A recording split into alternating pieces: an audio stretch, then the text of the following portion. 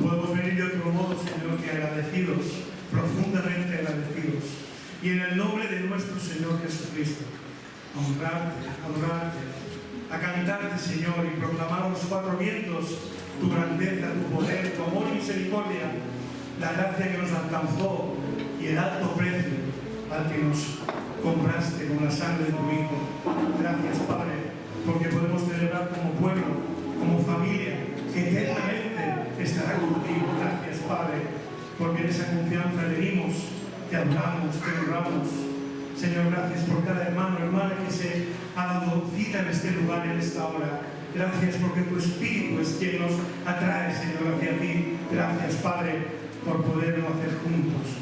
Nos acordamos de quienes no pueden estar con nosotros, aún queriendo, porque la enfermedad, el dolor, los muchos años a veces ya no lo permiten. Pero, Padre, abrazaré, Señor, al de sentir tu presencia y todo nuestro cariño a cada uno de ellos. Y nos acordamos de quienes pueden estar tal vez viajando en otros lugares, Señor, tal vez descansando. Padre, sé tú con tu pueblo aquí y en todo lugar, pero especialmente aquí, Señor. Recibe la adoración que mereces y que también reflexionar en tu palabra y en tus alabanzas traiga gozo, paz y un corazón transformado en nuestras vidas. Te lo pedimos todo con gratitud en el nombre de nuestro Señor Jesucristo. Amén.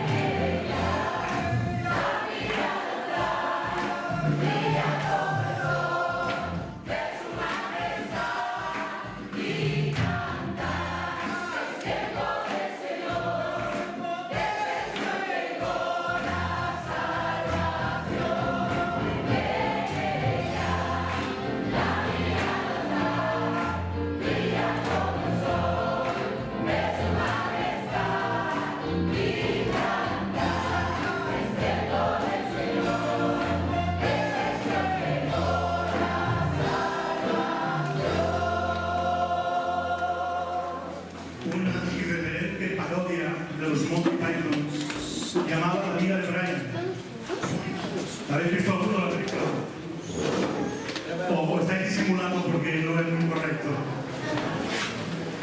Hombre, muy correcta no es. Pero la premisa es interesante porque comienza la película en tiempos de Jesús, cuando los magos de Oriente llegan a Belén a adorar a Jesús. Pero en vez de ir al portal donde estaba María, José y el niño, se van al portal de al lado, donde acababa de nacer también otro niño, llamado Brian. Y toda la película transcurre, pues, con ese equívoco y con ese supuesto Mesías, que no era el Mesías, pero que los magos de Oriente acabaron entrando allí para adorar, porque había nacido tan cerquita del verdadero Mesías, parecía la escena tanto a la del verdadero Mesías, que finalmente optaron por adorar al niño aquel. Bueno, si miráis la película, lo adoran, pero luego que se dan cuenta que no es coger los regalos otra vez, por incienso, se lo llevan para ir al verdadero, ¿vale?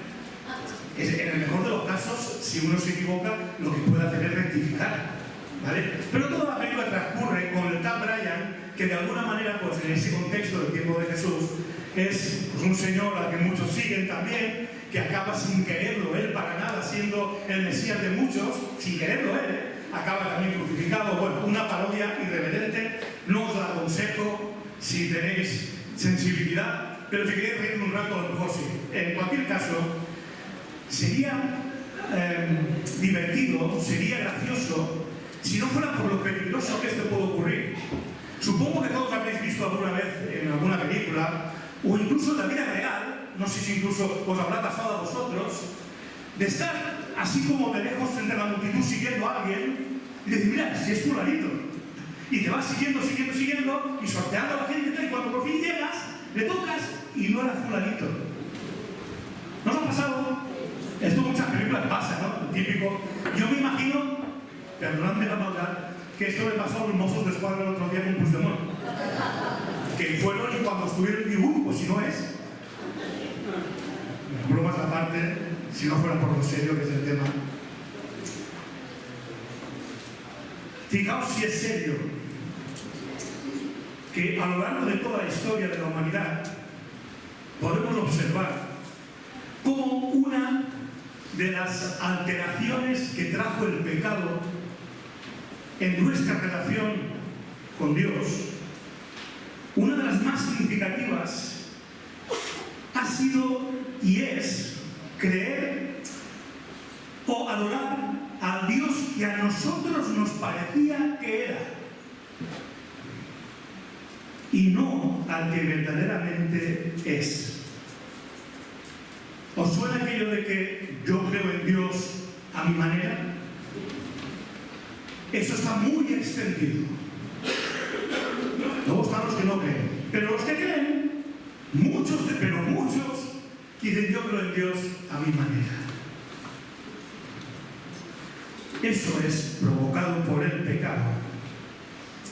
Pues a muchos les pasará lo mismo que a aquellos que siguen a alguien creyendo que es otra persona que finalmente no es, llevándose una sorpresa que no será nada agradable cuando descubran que no era quien ellos creían que era.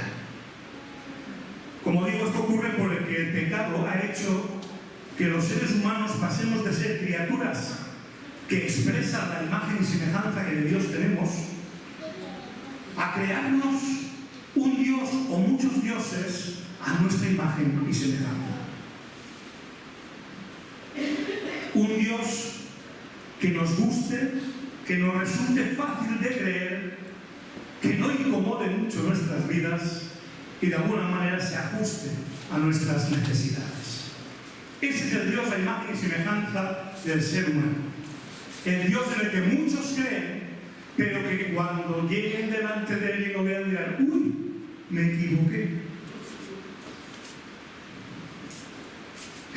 Lo gracioso es que la gente se pregunta, y sé que alguno por aquí igual también, aquello de que si hay un solo Dios, ¿por qué hay tantas religiones?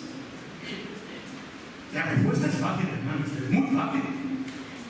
Pocas religiones hay. Si tenemos en cuenta que cada uno cree en Dios a a su manera, se junta con unos cuantos que crean a la misma manera y ya tenemos religión. Y lo curioso es que hay parecidos, pero no es el Dios en el que deberíamos creer y al que deberíamos seguir. Por esta razón,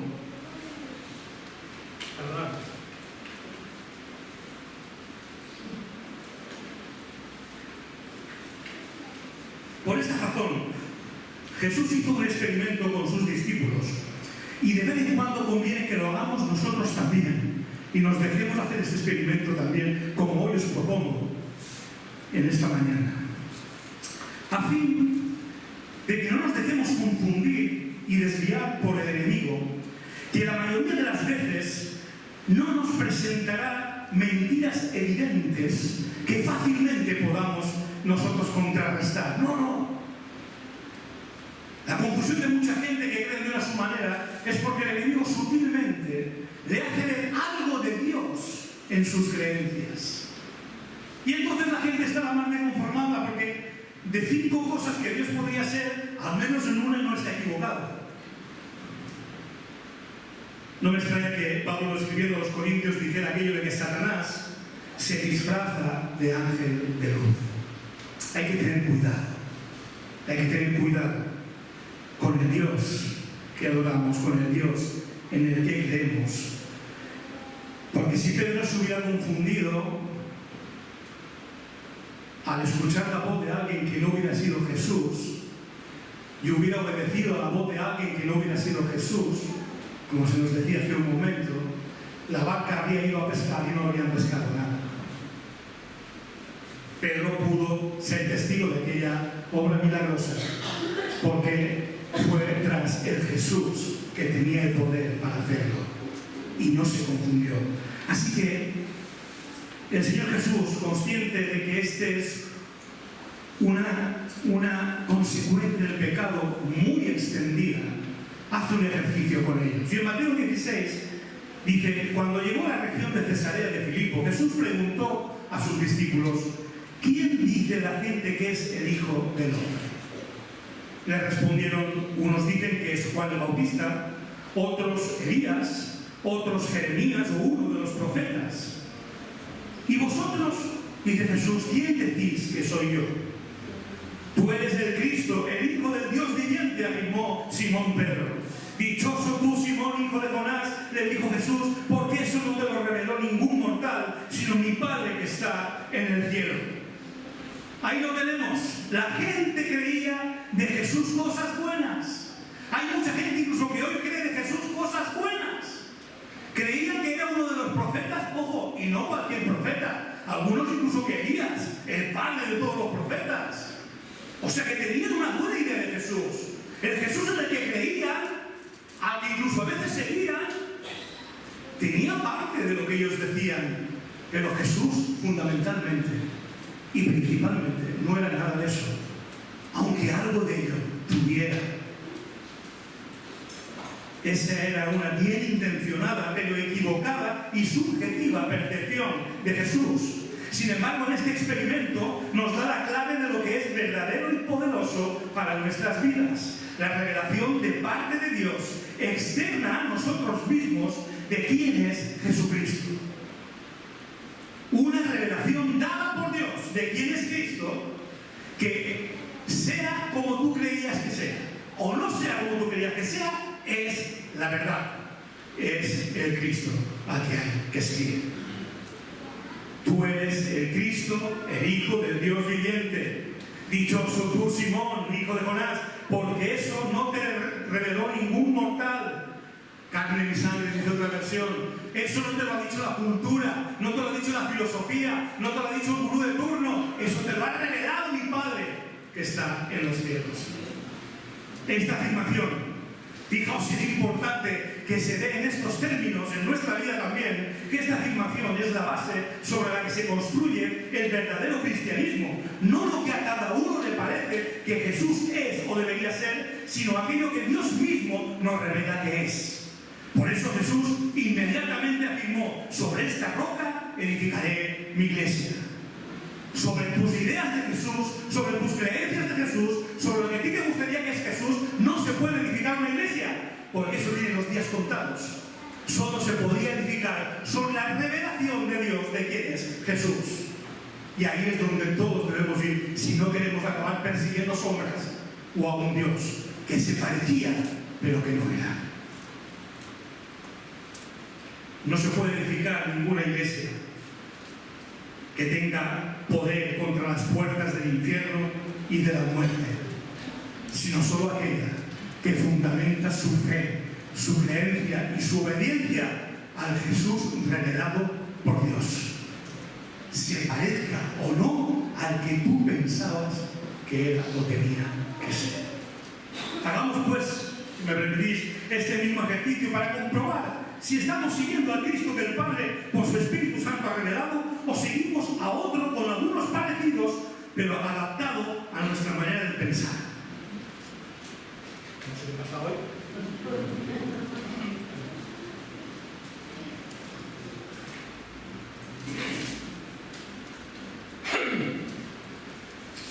Esto es importante porque un verdadero cristiano, igual que una verdadera iglesia cristiana, se caracterizan porque Jesucristo es en ellos y para ellos lo que Él dice que es, lo que Él nos revela por su Espíritu en las Escrituras. Qué importante es.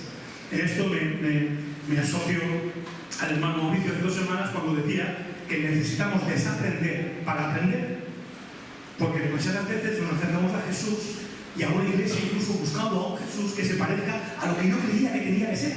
Y claro, vamos frustrados, porque no acaba de aparecer. ¿Por qué? Porque si la iglesia es seria, de quien predicarás del Cristo revelado en las Escrituras y no del que tú quieres que sea. Así es que, humildad, mente abierta y que el Señor revele lo que tenga que revelar a cada una de nuestras vidas. Y para ello solo voy a detenerme en 3 revelaciones de Jesús que encontramos en el capítulo 1 del Apocalipsis. 3 de las muchas que podríamos abordar. De hecho, el próximo estudio bíblico, largo, profundo, tiene que ver con el Dios que revela la Biblia. Y vamos a detenernos mucho ahí, a fin de que no acabemos siguiendo un Dios que no es el que Dios que revela la Escritura, sino un Dios que se adapta a nosotros. Hoy solo el ejercicio es sobre 3 aspectos que parecen lo mismo, son muy parecidos, pero manifiestan cosas muy interesantes de quién es o debería ser Jesús, si es que realmente es al que estás siguiendo y en el que estás creyendo. En el capítulo 1 del Apocalipsis se nos empieza diciendo a quién se nos revela en ese libro, y concretamente en ese capítulo 1 del libro Apocalipsis. La revelación de Jesucristo. Empezamos bien. La revelación de Jesucristo. ¿Por medio de quién? Que Dios le dio para manifestar a sus siervos las cosas que deben suceder pronto, y la declaró enviándola por medio de su ángel a su siervo Juan, que ha dado testimonio de la palabra de Dios y del testimonio de Jesucristo y de todas las cosas que ha visto. Así es que estamos hablando de la revelación de Jesucristo enviada por Dios mismo a través de su siervo Juan, a quien un ángel se lo reveló. ¿Y qué consecuencias de creer y vivir conforme a esa revelación hay para quien lo escucha, lo recibe y vive de acuerdo a ello? Versículo 3. Bienaventurado, feliz, dichoso el que lee, los que oyen las palabras de esta profecía y guardan, cumplen las cosas en ellas escritas, porque el tiempo está cerca. Jesús vuelve y está cerca. ¿Y qué se nos revela de Jesucristo? Vamos al versículo 8. Yo soy el alfa y la omega. Ahí las tenéis. Eso es el alfa y la omega. Pues algunos lo sabían, no lo sé. El principio y el fin, dice el Señor. El que es y que era y que ha de venir, el Todopoderoso. Versículo 17.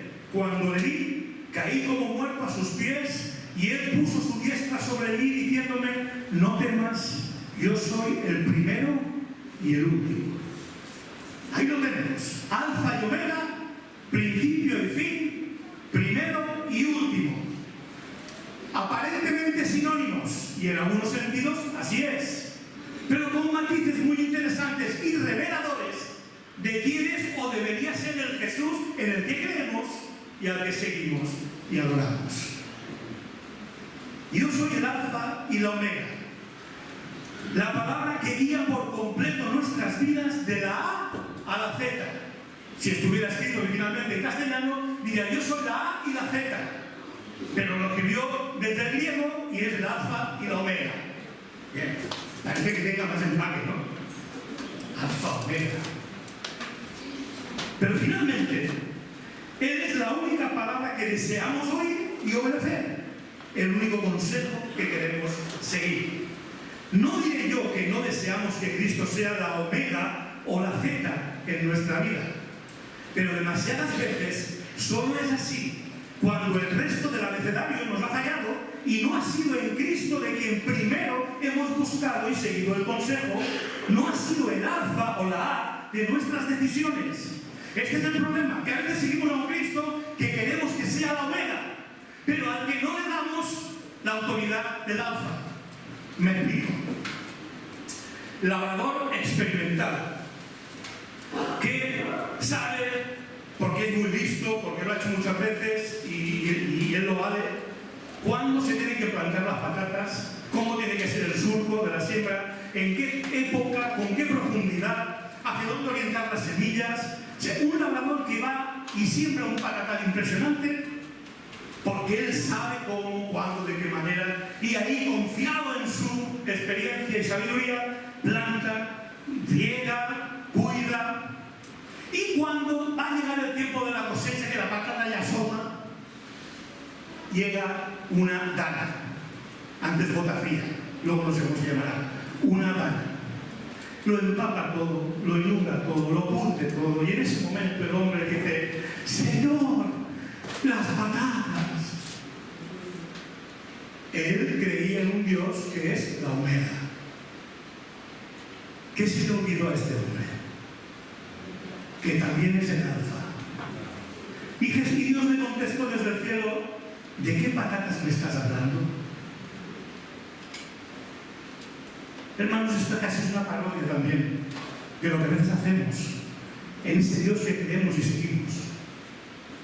Cuando no nos queda más remedio, cuando ya no sabemos qué más hacer o a quién acudir, entonces nos acordamos de la Omega. Señor, tú tienes la última palabra. Pero hermanos, el Dios verdadero, el Dios revelado en las Escrituras, tiene la última y tiene la primera. Y es necesario que no nos confundamos, viviendo la vida a nuestra manera, según nuestras creencias o maneras de pensar o gustos. Pero eso sí, llegado el momento cuando todo lo nuestro ha fallado, acordarnos: que Dios tiene la última palabra. Sí, sí. Tiene la última si ha tenido la primera. Cuidado, porque esta confusión trae mucha frustración de muchos creyentes que no se relacionan con Dios tal como Él se revela, sino que se relacionan con Dios tal como Él les ha parecido oportuno. Y llegado un desastre: ¡ay, Señor, las patatas! Doy gracias a Dios, porque el otro día pensábamos en estos términos, y me acuerdo que en el proceso de Joana también estos términos salieron a reducir. Cuando hay un proceso de enfermedad grave, muy grave, y de alguna manera nos consolamos con la idea de que la última palabra la tiene el Señor. Cuando vemos el enfermo grave, los médicos te dicen: ya no hay nada que hacer, va a ser muy complicado. ¿Qué hace el creyente? Se consuela en el Señor, porque el Señor, y es verdad, tiene la última palabra. Él es la última. Pero yo he vivido tanto en el caso de Joana como el que viví la semana pasada, muy duro también, como una familia se consolaba con que el Señor tiene la última palabra, diga la ciencia lo que diga y la medicina lo que diga, porque desde el minuto 1 que hubo un problema, fueron al Señor, que también es el Alfa, a decirle: Señor, en tus manos está. Señor, tú mandas. Señor, tú controlas. Señor, tú te glorificarás. Desde el minuto 1. Y esta semana pasada nos pasó ¿Os acordáis de los dos jovencitos de Novelda que se bautizaron a primeros de mes de julio? Pues la chica, ella, hija de Hugo y Miri, con 21 años, le acaban de diagnosticar esclerosis múltiple. A mí me dio un tortazo cuando lo oí, tremendo. Pero me gocé cuando fui a hablar con los padres, o entré por teléfono, me gocé de ver con qué tranquilidad hasta la chiquilla, todavía muy inmadura en muchas cosas, asumía semejante diagnóstico. Y confiaban en que el Dios que les había dado la vida, que les había sostenido hasta aquí, tiene también la última palabra. Eso es creer en el alfa y la omega. Cuidado con una relación con un Dios del que no te acuerdas hasta que truenas, como Santa Bárbara. Cuidado, porque el verdadero Cristo es alfa y omega. Y luego dice además principio y fin, porque como afirma Juan 1:1-3, en el principio Cristo era el Verbo. Por medio de él todas las cosas fueron creadas y sin él nada de lo creado llegó a existir. Y por eso dice Romanos 11:36, todas las cosas proceden de él y existen por él y para él. A él sea la gloria por siempre. Amén.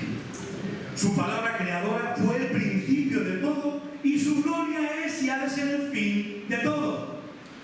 Cualquier Cristo al que sigas verdadero y en una iglesia verdadera te hablará, te predicará y te mostrará este Cristo. Cristo cuyo origen está en él, todo está en él, y cuyo destino y gloria final está también en él. Él es, según dice ese mismo versículo, Dios. Porque solo Dios es el Todopoderoso. Y ahí podemos identificar Cristos de algunos grupos religiosos que niegan la divinidad de Dios.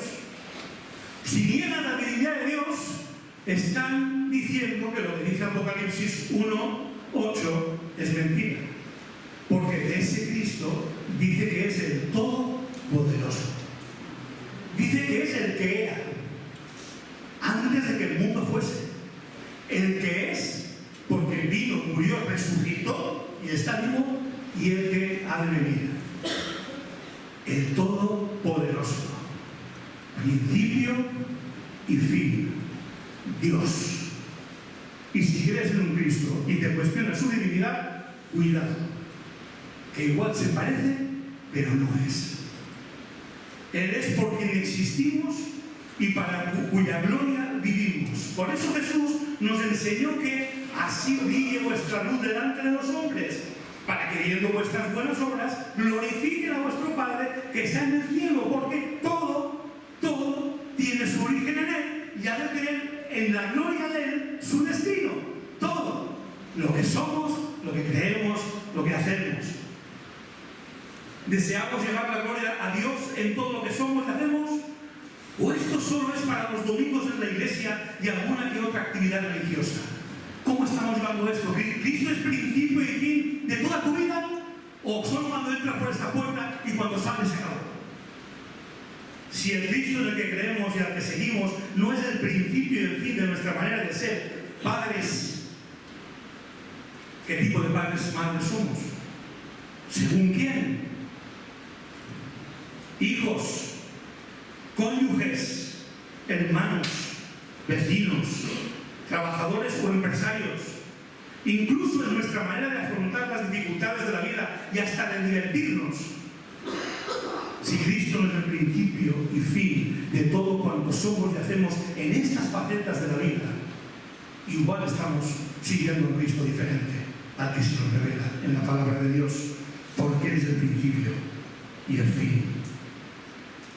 Nuestra voluntad y deseos satisfechos son el principio y final de cuanto hacemos, de manera que Cristo solo es un colaborador necesario de vez en cuando, o Cristo es el principio y fin de lo que somos y hacemos.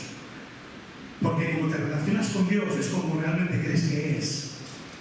Y si Cristo no es principio y fin de lo que somos en todas las áreas de la vida, Y solamente es el amuleto de la suerte, aquel al que vamos y acudimos cuando ya no sabemos dónde ir. Si solo es eso, no estás siguiendo a Cristo revelado en las Escrituras.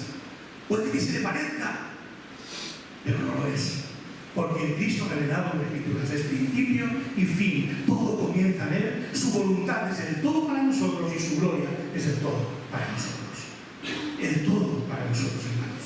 Y no puedo quitar ni un ápice de esto. Ya sé dónde está la realidad nuestra y sé que no lo hemos alcanzado ni como iglesia ni personalmente ninguno de nosotros. Ya lo sé. Pero que sepamos esto no significa que neguemos que al no conseguirlo seguimos todavía teniendo que ser transformados hasta conseguirlo. Porque Cristo es el principio y el fin de toda nuestra manera de vivir, o estamos siguiendo una falsa imitación a la que solo acudimos para que bendiga nuestros planes y nuestros fines. El verdadero Cristo es la palabra que lo envuelve todo, el alfa y la omega. El verdadero Cristo es el principio y fin de todo. Pues como dice Hechos 17:28, en Él vivimos, nos movemos y somos. ¿Os dais cuenta cómo Cristo no puede ser un añadido a nuestras vidas, sino el eje y el centro mismo de ellas? Nos damos cuenta cómo el verdadero Cristo es aquel en quien todo en nosotros empieza y nos lleva a su gloria. Porque ese es el Cristo revelado en la palabra, hermanos. Solo estamos haciendo un ejercicio con unas pocas de sus definiciones. Cuando nos metamos en muchas más de ellas, seremos confrontados en qué Dios estamos creyendo, a qué Dios estamos sirviendo. Y finalmente dice que Jesús es el primero y el último. Porque esa es la posición que ha de ocupar Cristo en el caminar del verdadero creyente de una verdadera iglesia. Cristo es el primero, por lo que nos llama a seguirle puestos los ojos en Él. ¿Has probado a seguir a alguien mirando hacia otro lado?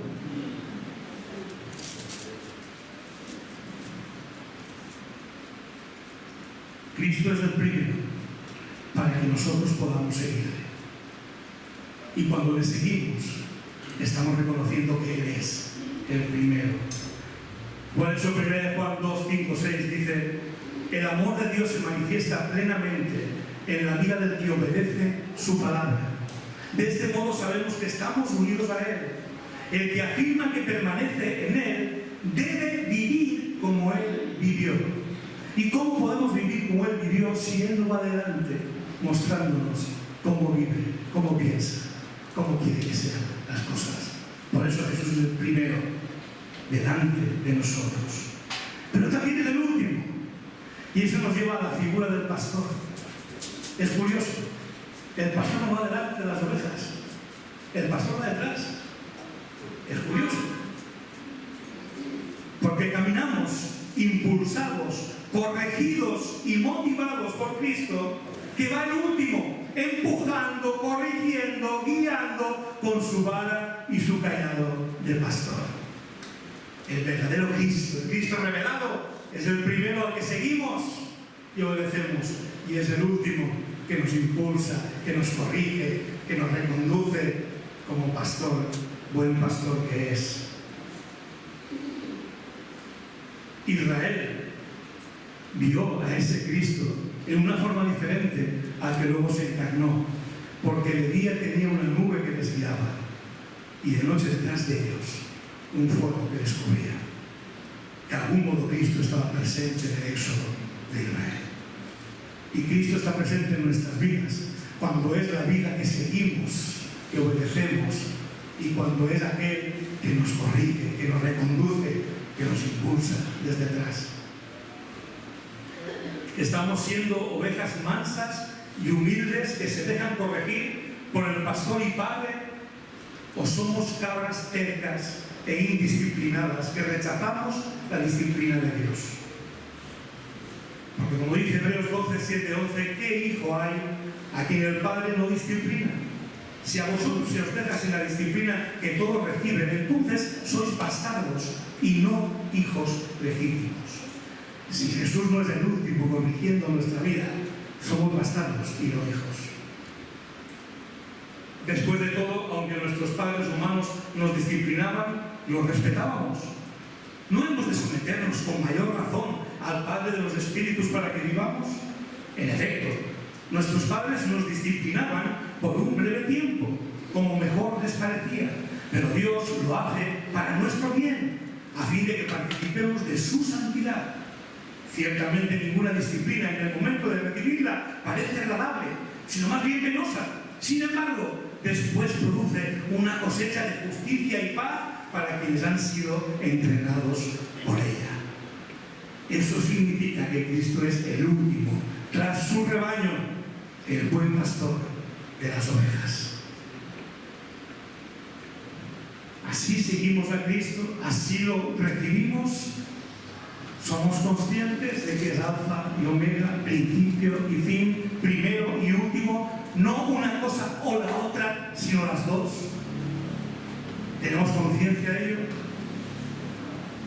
Pues a la luz de estas revelaciones que Cristo mismo hace de su persona y que el Espíritu Santo nos muestra hoy en las Escrituras, este es el Cristo al que seguimos, es el Cristo al que servimos y adoramos, este es el Cristo que predica y sirve la Iglesia. Si es así, tu cristianismo es auténtico y estás en una iglesia de Cristo auténtica. No por los apellidos y nombres que tiene en la puerta, sino porque el Cristo al que se predica es el que revela la palabra de Dios en su totalidad y no solo en aquellos aspectos que resultan agradables y convenientes para nosotros. Pero tengamos mucho cuidado de no desviarnos tras un Cristo a nuestra conveniencia, una burda imitación del verdadero Cristo que Satanás es especialista en presentarnos. Por el contrario, que nuestro cristianismo todavía imperfecto y esta iglesia todavía imperfecta solo lo sea porque, como es normal, estamos siendo todavía transformados poco a poco en su misma imagen y aún no lo hemos alcanzado. Toda imperfección que haya en nuestra vida personal y como iglesia, que sea como mucho por ese tema, porque aún no lo hemos alcanzado. No porque perseguimos una sombra de que Cristo es, sino porque conociendo y amando al Cristo que es, nos damos cuenta de que, como diría Pablo, aún no lo hemos alcanzado. Es normal. Nadie de nosotros lo ha alcanzado. Esta iglesia no es perfecta. Pero esta iglesia no quiere ni predicar ni aprender de ningún Cristo diferente al que la palabra de Dios enseña. Que nuestra imperfección, hermanos, no sea el resultado de seguir al Cristo equivocado, engañándonos a nosotros mismos y predicando al Cristo equivocado, engañando a quienes se acercan a esta iglesia. Dios nos libre de semejante error. Dios nos ama tal como somos. Nos sigue amando tal como somos. Pero Dios tiene un propósito para nuestra vida. Y es que nuestra vida sea transformada hasta alcanzar la estatura de Cristo, del varón perfecto. Por tanto, si yo solo te digo que Dios te ama como eres, te estoy diciendo la verdad, pero solo la mitad de la verdad. Y te estoy engañando. Porque la verdad completa es que a quien Dios ama por encima de todos nosotros es a su Hijo Jesucristo.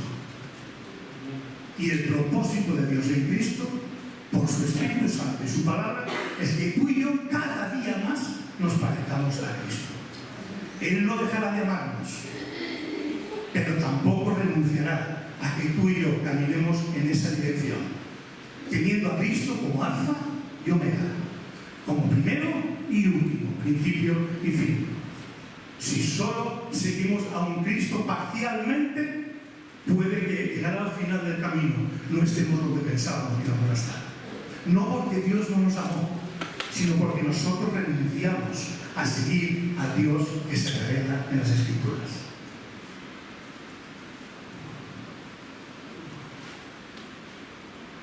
Si este es tu Cristo, por difícil, incluso incómodo que te parezca seguirle, bienvenido a la auténtica fe cristiana. Bienvenido a una iglesia auténtica. Si ese es tu Cristo, por difícil, incluso incómodo que te parezca seguirle, Feliz, bienaventurado, dichoso el que lee y los que oyen estas palabras de la profecía y guardan las cosas en ellas escritas, porque el tiempo está cerca. Qué bueno, hermanos, que se nos revela quién es Cristo, para que no tengamos que formar parte de otra iglesia más, de otra denominación más, de otro grupo más, que va siguiendo a Dios a su imagen y semejanza. Dios nos libre de ese inmenso pecado que tanta confusión trae y tanta frustración trae. Seamos y queramos ser la iglesia que Dios quiere que seamos, porque sigue a Dios que se revela en las Escrituras y por el Espíritu Santo. Seamos esa iglesia. Que Cristo sea nuestra alfa y nuestra omega, nuestro principio y nuestro fin. El primero siendo quien nos guía adelante y el último siendo quien nos impulse y nos corrige detrás. Ese es el Cristo de esta iglesia, ese es el Cristo de la palabra, y si ese es tu Cristo, gloria a Dios. Bienvenido, bienvenida a la familia del Señor.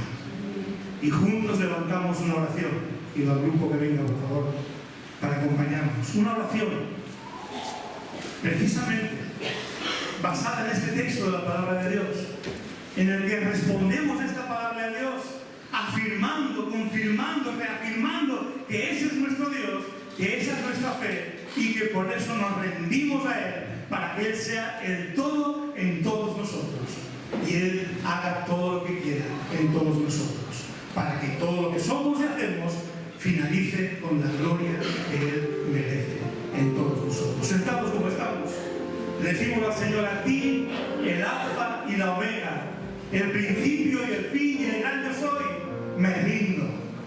Ojalá quiere Dios que esa sea tu oración y la mía en esta mañana, y que como un solo pueblo, como una sola iglesia, fundamentada en el Cristo revelado por Dios, podamos decirle ante ese Dios: me rindo, a ese Dios me entrego. Amén. Oramos juntos con esta canción, sentados como estamos. A ti, el alfa y la omega, el principio y el fin, y el gran yo soy, rindo. A ti, el Todopoderoso, el que es y que será, y el gran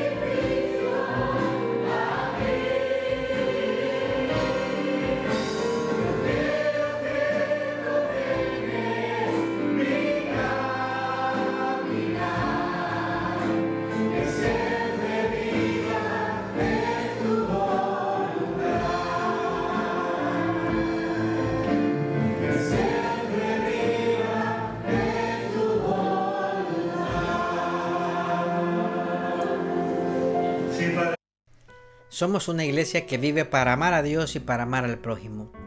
Por eso estamos a tu disposición. Si tienes dudas acerca de la fe, acerca de Jesucristo, acerca de Dios, acerca de la vida misma, o si estás pasando en este momento por una situación difícil y quieres que nosotros pidamos en oración por ti, no dudes en ponerte en contacto con nosotros a través de nuestra página web www.lapazelche.com. En nuestra página web encontrarás también todos nuestros sermones, todas nuestras predicaciones disponibles para verlas en cualquier momento y desde cualquier dispositivo, ya sea una tablet, un televisor, un ordenador o un teléfono móvil. Tendrás también todas nuestras actividades, toda la agenda semanal de nuestra iglesia desde nuestra página web. Así que recuerda www.lapazelche.com.